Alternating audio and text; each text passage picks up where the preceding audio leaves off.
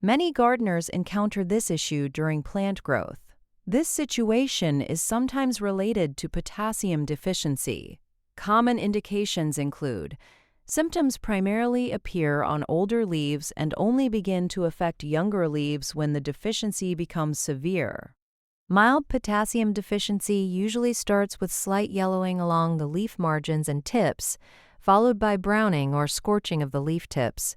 The leaf blade may become pale or develop a yellowish color, while the main veins often remain dark green. If the deficiency is not corrected, the yellow areas gradually turn dark brown, dry, and become necrotic, often spreading inward from the leaf margins toward the midrib, while the main veins remain green. Affected leaves may curl, wrinkle, and eventually fall prematurely. Young leaves may remain small and noticeably paler than normal. Potassium deficiency can lead to stunted growth, premature flowering and ripening, increased numbers of shriveled grains, yellowing that begins along the leaf margins and progresses toward the tips, and reduced tolerance to diseases and environmental stresses, such as drought or cold. In severe cases, grains may become poorly developed or severely deformed, with a high proportion remaining shriveled. Potassium deficiency often develops under certain conditions such as low potassium levels in the soil or an insufficient potassium supply to plants can contribute to deficiency. Sandy, light-textured soils with low organic matter are particularly prone to nutrient leaching and drought stress. Low soil pH can also contribute to nutrient imbalance and potassium loss. Excessive irrigation and heavy rainfall may wash potassium and other nutrients away from the root zone. High temperatures and prolonged drought can interfere with the movement of water and nutrients from the soil into the plant.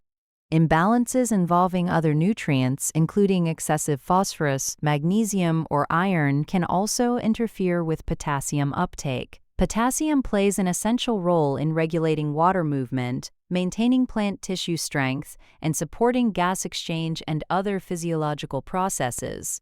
Once severe deficiency symptoms become visible, damaged leaf tissue generally cannot be restored, even after potassium is supplied. Natural remedies that may help include adding organic matter to the soil through compost, organic mulch, or suitable plant-based materials can improve nutrient retention.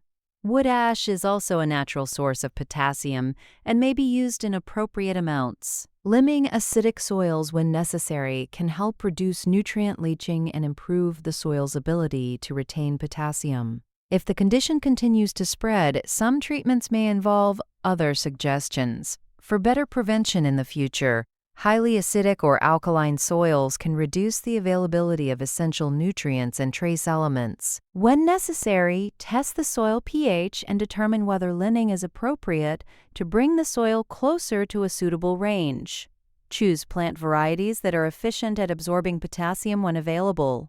Maintain a balanced fertilization program to provide plants with the nutrients they need without excessive application. Regularly add organic matter through compost, organic fertilizers, or mulch to improve soil structure and nutrient retention. Water plants consistently according to their needs, while avoiding prolonged flooding or waterlogged conditions. The key point is that leaves may begin turning yellow along the edges while the main veins remain dark green. Leaves can curl and become dry or wrinkled, while overall plant growth becomes stunted. For more plant care tips, consider following the channel.